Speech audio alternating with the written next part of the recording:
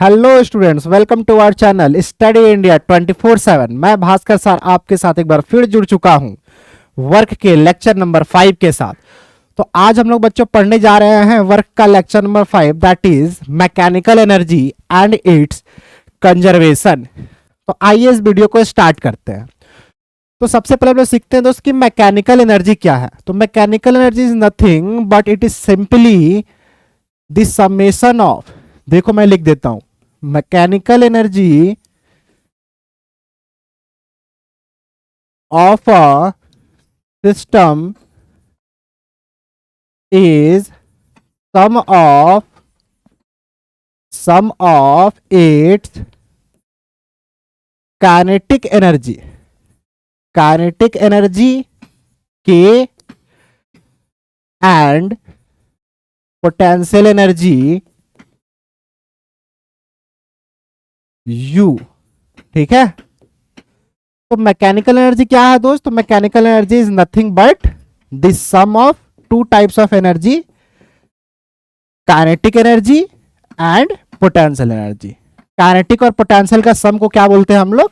Mechanical energy. ठीक है दोस्त, देखो इसका कंजर्वेशन क्या है ना, मैकेनिकल एनर्जी कंजर्वेशन एक इंपॉर्टेंट सा टॉपिक है। आज हम लोग देखते हैं कि क्या है। देखो इसको ध्यान से समझना है आपको। देखो यहां पे देखो, मैं क्या बोल रहा हूं कि when forces doing work on system is conservative in nature,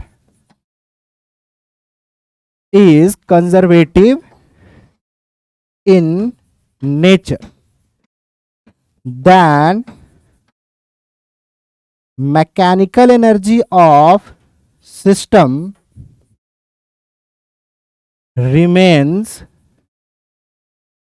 conserved। देखो ये इंपॉर्टेंट सी बात है दोस्त कि अगर एक सिस्टम में सिर्फ और सिर्फ कंजर्वेटिव फोर्स वर्क कर रहे हैं, सिर्फ और सिर्फ कौन से फोर्स? कंजर्वेटिव फोर्स, तो उस सिस्टम का जो मैकेनिकल एनर्जी होता है वो कंजर्व होता है। ठीक है, mechanical energy means sum of kinetic and potential, ये क्या होगा? कंजर्व होगा। It means that it is constant. But देखो ये वैलिड कब है? ये वैलिड तभी होगा जब मेरा फोर्सेस सिर्फ और सिर्फ क्या होंगे? कंजर्वेटिव होंगे।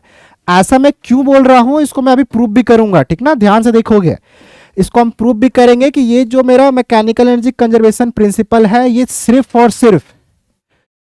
सिर्फ कंजर्वेटिव केसेस के ही केस में वैलिड है। अगर मेरे सिस्टम पे नॉन कंजर्वेटिव फोर्स लग रहे होंगे तब आप इस फॉर्मूले को, ये कंजर्वेशन प्रिंसिपल को यूज नहीं कर सकोगे। ठीक है, आइए देखते हैं कैसे। देखो हमने सीखा था वर्क एनर्जी थ्योरम, सीखा था ना लास्ट क्लास में वर्क एनर्जी थ्योरम। तो वर्क एनर्जी थ्योरम में क्या था कि work done bye all the force, चाहे वो कंजर्वेटिव हो, चाहे नॉन कंजर्वेटिव हो, चाहे सूडो हो। ठीक है, सारे फोर्सेस का वर्क डन किसके इक्वल होता है? तो final kinetic energy minus initial kinetic energy. Right दोस्त, कुछ समय के लिए मान लीजिए कि लेट कि work done bye non conservative and work done bye pseudo is zero. ठीक है, हम क्या मान लिए कि नॉन कंजर्वेटिव और सूडो का जो वर्क है वो क्या है दोस्त? जीरो है। बात समझ में आई? ठीक है, तो क्या बचेगा दोस्त? देखो work done by conservative is equals to K F minus K I. ठीक है, हम लोगों ने सीख रखा था ना कि वर्क डन बाय कंजर्वेटिव कैसे देखते हैं? माइनस ऑफ डेल यू, सीखा था ना, you I minus U F. ये फॉर्मूला मैंने सिखाया था आपको। इसको ना यहां पे आप रख दो, यहां पे मैं रख देता हूं you I minus U F. ठीक है दोस्त, तो देखो यहां से ना क्या करो आप कि के आई है ना जो माइनस में, इसको आप इस साइड लेके आइए, तो ये ऐसा आएगा, और इसको आप उधर लेके जाइए तो के एफ प्लस यू एफ। जरा इसको ना ध्यान से देखो, यहां देखो ध्यान से, U I potential energy initial, K I kinetic energy initial, दोनों इनिशियल एनर्जी मिलके क्या बनाएगा? Mechanical energy initial. K F kinetic energy final, U F potential energy final, मिलके क्या बनाएगा दोस्त? Mechanical energy final. तो initial mechanical energy is equals to final mechanical energy. ये देखो इक्वल हुआ, कब इक्वल हुआ? जब मैंने एक कंडीशन एज्यूम किया, और वो कंडीशन क्या था? वो कंडीशन ये था कि मेरा सिस्टम पे नॉन कंजर्वेटिव फोर्स और सूडो फोर्स का जो वर्क है वो क्या है? जीरो है। ठीक है दोस्त, तो याद रखिएगा कि मैकेनिकल एनर्जी कंजर्वेशन, ये जो कंजर्वेशन प्रिंसिपल है, आप ये सिर्फ और सिर्फ कंजर्वेटिव फोर्सेस के ही केस में यूज कर सकते हैं। ठीक है, देखो मैं सबसे एक बड़ा एग्जांपल बताता हूं। कभी भी क्वेश्चन में फ्रिक्शन आ जाए तो फ्रिक्शन कैसा फोर्स है दोस्त? Non conservative. तो फ्रिक्शन वाले केस में आप energy conservation, mechanical energy conservation को यूज नहीं कर सकते हो। याद रहेगा बात? ठीक है, तो आप energy conservation, mechanical energy conservation कब यूज करना? जब सिर्फ कंजर्वेटिव फोर्सेस लग रहे हो। ठीक है, बात समझ में आ गई? मैकेनिकल एनर्जी कंजर्वेशन क्लियर है? ओके, आइए मैं इसका कुछ एग्जांपल्स हम लोग देखते हैं कि कैसे हम लोग इसको यूज करते हैं मैकेनिकल एनर्जी कंजर्वेशन को। देखो ये देखो ग्राउंड है, ग्राउंड से मैंने क्या किया है, एक बॉल को ऐसे ऊपर फेंका यू स्पीड से। ठीक है, समझ में आए दोस्त? ये ग्राउंड है मेरा, यही रेफरेंस लेवल है। तो रेफरेंस पे पोटेंशियल एनर्जी क्या होगा? जीरो। ठीक है, जैसे ये बॉल को मैंने फेंका, ये बॉल देखो क्या होगा? ऊपर जाएगा। तो जैसे जैसे ऊपर जाएगा इसका स्पीड क्या होगा? स्पीड इसका घटेगा। राइट सर, स्पीड घटेगा ना दोस्त। ये टॉप पे पहुंच के इसका स्पीड क्या हो जाएगा? जीरो। ठीक है, और मैं मान लेता हूं कि ये कितना हाइट ऊपर गया? तो h हाइट ऊपर गया सर। चलिए ठीक है, देखिए इनिशियली पोटेंशियल एनर्जी क्या था? जीरो। और अगर मैं काइनेटिक एनर्जी का बोलूं ना, तो काइनेटिक एनर्जी मैक्सिमम होगा, और वो कितना होगा? Half M you square. Ball ऊपर गया, स्पीड घटा, काइनेटिक एनर्जी घट रहा है, और वो काइनेटिक एनर्जी किस में कन्वर्ट हो रहा है? तो that energy is convert into potential energy. Ball ऊपर जा रहा है, काइनेटिक एनर्जी घट रहा है, और कौन सा एनर्जी बढ़ रहा है? पोटेंशियल।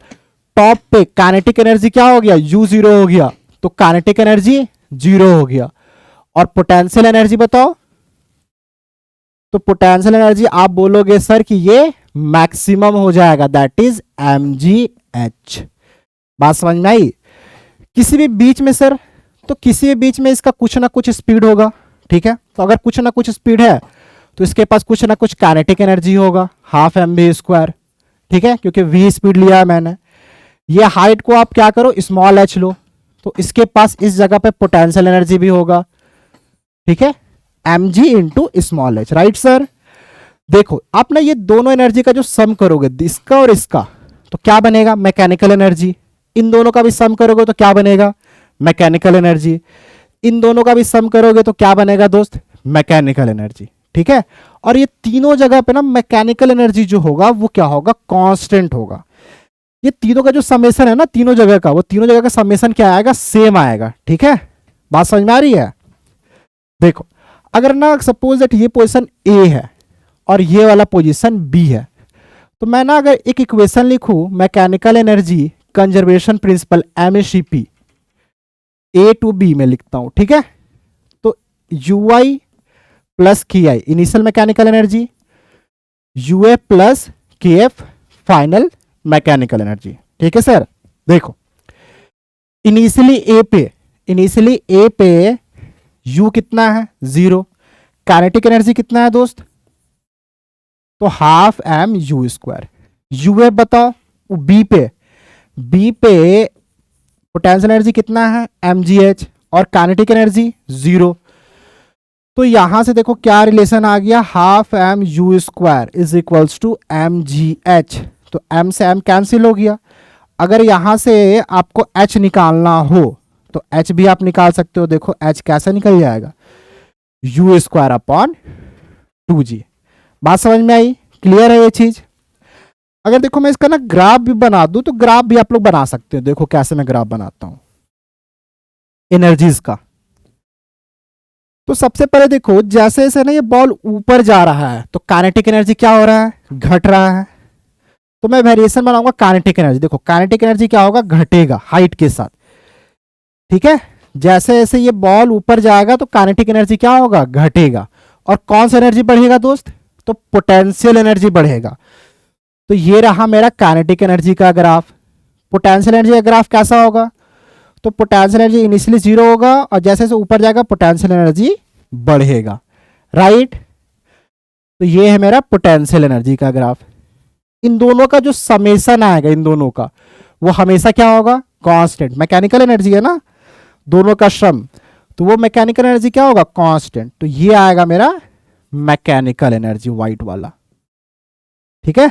देख लो, बॉल ऊपर जा रहा है, काइनेटिक एनर्जी घट रहा है, बॉल ऊपर जा रहा है, पोटेंशियल एनर्जी बढ़ रहा है, दोनों का सम क्या है, मैकेनिकल एनर्जी कांस्टेंट। बात समझ में आई, ठीक है। देखो इसको मैं ना एक और तरीके से लिख सकता हूं, बॉल ऊपर जा रही थी तो कौन सी एनर्जी घट रही थी, काइनेटिक, और बढ़ कौन सी रही थी, पोटेंशियल। तो क्या दोस्त इसको ऐसा लिख सकते हो क्या कि loss in kinetic energy is equals to gain in potential energy. बिल्कुल लिख सकते हैं हम कि जितना लॉस आया काइनेटिक एनर्जी में, उतना क्या हुआ, वो एनर्जी किस में गेन में चला गया, किस फॉर्म में चला गया, पोटेंशियल एनर्जी के फॉर्म में चला गया। या आप इसका उल्टा भी लिख सकते हो, ठीक ना। तो दोनों वाइस वर्सा दोनों राइट है कि कभी क्या होगा, काइनेटिक घटेगा तो पोटेंशियल बढ़ेगा, पोटेंशियल घटेगा तो काइनेटिक क्या होगा, उस केस में बढ़ेगा। बात समझ में आई, क्लियर है दोस्त। और मैं इसका एक और अच्छा सा आपको एग्जाम्पल एक समझाता हूं, इसको समझो, ठीक है। देखो एक हम लोग और एग्जाम्पल समझने जा रहे हैं, इसका आप लोग आंसर दीजिए सब लोग, ठीक है। देखो ये एक टॉप बिल्डिंग है जिसका हाइट है h, मैं इसके ऊपर हूं, बॉल के साथ खड़ा हूं। मैं बॉल को क्या किया ना, एक बार ऐसे फेंका विथ स्पीड u, ये मेरा पहला केस है। दूसरे बार मैंने बॉल को ऐसे प्रोजेक्ट किया, ठीक है, ये मेरा दूसरा केस है। और एक बार मैंने u से फेंका, ये मेरा तीसरा केस है, ठीक है। दिख रहा है आपको, एक बिल्डिंग है, उसके टॉप से मैंने बॉल को एक बार नीचे की तरफ फेंका है, एक बार ऐसे हॉरिजॉन्टली फेंका है, एक बार ऐसे ऊपर की तरफ फेंका। तीन केस मैंने इसमें बनाया है। देखो ये तीनों केस में जो बॉल है ये ऐसा प्रोजेक्टाइल मोशन करते हुए गिरेगा, राइट सर, ऐसे गिरेगा ना प्रोजेक्टाइल मोशन करते हुए। आपको ये बतलाना है कि जब ये नीचे गिरेगा ना, तो तीनों केस में से सबसे ज्यादा स्पीड किस में होगी, मतलब किस स्पीड से ये गिरेगा, आपको बताना, कंपेयर करना है, ठीक है। सोचो सोचो जरा। देखो अगर आप ना नॉर्मल थिंकिंग से सोचोगे तो आपको लगेगा कि मैंने इसको नीचे की तरफ फेंका ना ए वाले केस में, तो ए का स्पीड गिरने के बाद सबसे ज्यादा होगा, आपको ऐसा लगेगा। बट आओ इसको हम लोग ना समझते हैं। देखो ये मेरा इनिशियल पोजीशन है, गिरने के बाद ये मेरा फाइनल पोजीशन है। मैकेनिकल एनर्जी कंजर्वेशन कीजिए, तो U I plus K I is equal to U F plus K F.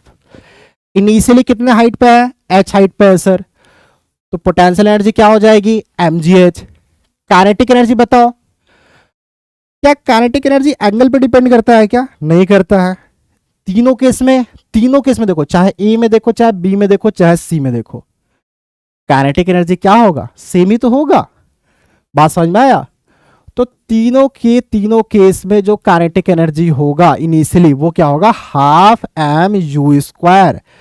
Kinetic energy angle पर नहीं डिपेंड करता है, ठीक है सर। देखो जब ये नीचे पहुंच गया तो पोटेंशियल एनर्जी क्या हो जाएगा, जीरो। अब मान लेते हैं कि v स्पीड से गिर रहा है, तो हाफ एम वी स्क्वायर। बात समझ में आई। देखो ये m को कॉमन लीजिए, ये m से कट गया, ठीक है। ये 2 को इधर भेजिए जरा, तो 2gh plus u square is equals to v square. तो v कितना आ जाएगा दोस्त, तो 2gh प्लस यू स्क्वायर। इसका मतलब क्या है कि तीनों केस में जो u था वो क्या था, सेम हाइट से मैंने फेंका था, तो तीनों का गिरने के बाद जो वेलोसिटी होगा वो क्या होगा, सेम होगा। ऐसा नहीं है कि ए वाला तेज से गिरेगा, बी वाला धीरे गिरेगा, तीनों का तीनों सेम स्पीड से गिरेगा। तो इसका आप आंसर क्या बताओगे, all will strike the ground with same speed. समझ गए बच्चों। क्लियर है? ये भी कंसेप्ट मजेदार था ना? तो ये भी एक मजेदार सा था, एमएससीपी का ये एक एग्जाम्पल है, ठीक ना? ध्यान में समझ लो इसको, ठीक है? क्लियर है कि सारा क्या होगा, सेम स्पीड से नीचे गिरेगा। ठीक है सर, चलिए आइए कुछ हम लोग क्वेश्चंस करते हैं, देखते हैं कि हम लोगों ने एमएससीपी में क्या सीखा है, इसको अप्लाई करेंगे क्वेश्चंस में। तो क्वेश्चंस आपको दिख रहा है ना? क्वेश्चन में क्या बोल रहा है कि देखो पढ़ो, क्वेश्चन में क्या बोल रहा है कि एक ब्लॉक है जिसका मास कितना है दोस्त, एम है मास। देखो एम मास का एक ब्लॉक है, ये किस स्पीड से जा रहा है, वी नॉट। किसके तरफ जा रहा है, तो ये जा रहा है स्प्रिंग के तरफ। तो स्प्रिंग के तरफ जा रहा है तो स्प्रिंग को क्या करेगा, कंप्रेस करेगा। क्वेश्चन में क्या पूछा है, बोल रहा है कि सर मैक्सिमम कंप्रेशन बतला दीजिए। ठीक है दोस्त, देखो ये वी नॉट से गया, इसको कंप्रेस किया, कंप्रेस किया। जब ये मैक्सिमम कंप्रेस कर देगा तो ये ब्लॉक का स्पीड कितना हो जाएगा, 0। कंप्रेस करते करते करते टाइम पे, मैक्सिमम के टाइम पे क्या हो जाएगा, ब्लॉक रुक जाएगा। तो ये मेरा इनिशियल, ये मेरा फाइनल। आइए कंजर्व कर देते हैं mechanical energy. ui plus K I is equals to UF plus K F. ठीक है, इनिशियली बताइए, इनिशियली यहां पे देखो ग्रेविटेशनल पोटेंशियल एनर्जी नहीं आएगा, ठीक ना, क्योंकि सेम लेवल पे है। स्प्रिंग की एनर्जी देखिए, spring potential energy. Initially block यहां पे है, स्प्रिंग अपने रिलैक्स पोजीशन पे है, तो रिलैक्स पोजीशन पे है तो इसका पोटेंशियल एनर्जी क्या होगा, 0। इनिशियली ब्लॉक किस स्पीड से जा रहा है, तो वी नॉट की स्पीड से जा रहा है सर, तो काइनेटिक एनर्जी कितना होगा, half m v naught square. Finally ये स्प्रिंग कंप्रेस हो गया, हम मान लेते हैं स्प्रिंग एक्स डिस्टेंस कंप्रेस हो गया। ठीक है, तो स्प्रिंग में कितना पोटेंशियल एनर्जी स्टोर हो जाएगी, तो स्प्रिंग में स्टोर होगी हाफ के एक्स स्क्वायर।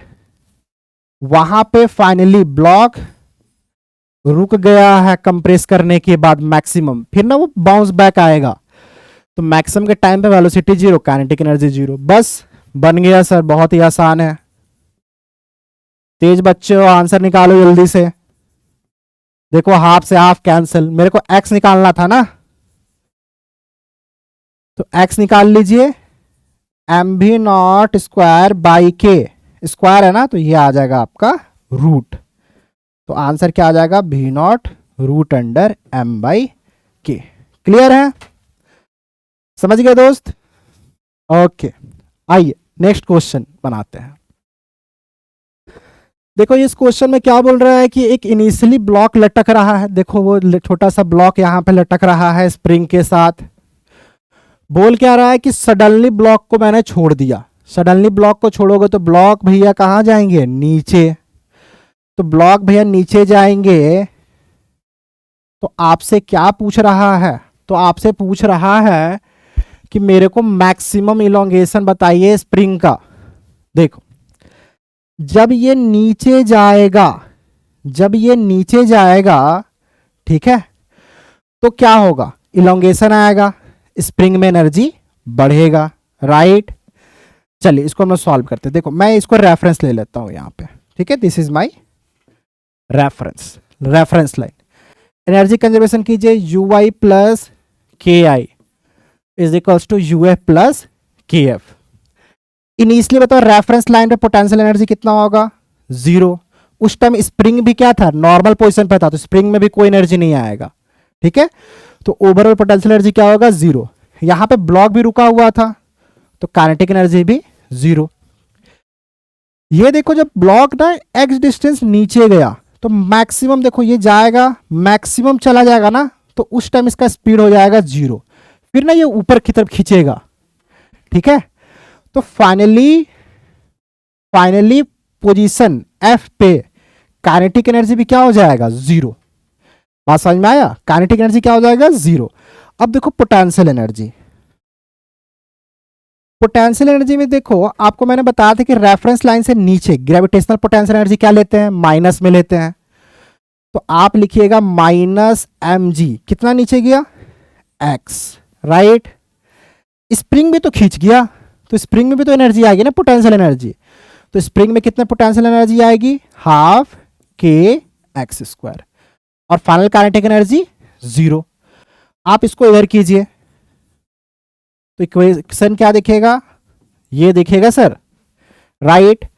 एक्स से एक्स उड़ गया तो क्या बचा, एक्स निकालना है ना, 2 इधर मल्टीप्लाई कर दो, 2mg बाई के। कौन सा ऑप्शन, बी बॉम्बे। मजा आ रहा है, मजा आ रहा है क्वेश्चन करके, दिख रहा है आसान क्वेश्चन है। एक बार आपको लगाना सीखना है, लगाना सीख जाओगे तो सारा क्वेश्चन एकदम तुरंत बनेगा, तुरंत एकदम हवा में उड़ा दोगे क्वेश्चंस को।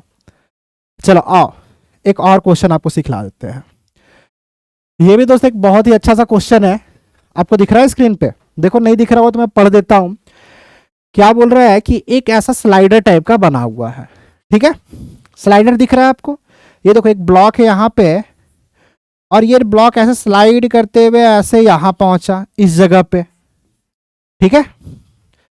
ये ऊंचाई आपको दे रखा है 1 मीटर, ध्यान से देख लेना, नहीं दिख रहा होगा तो ये देखिएगा, ये जो हाइट है ना ये 1 मीटर है, और ये जो हाइट है ये 0.5 मीटर है, ठीक है।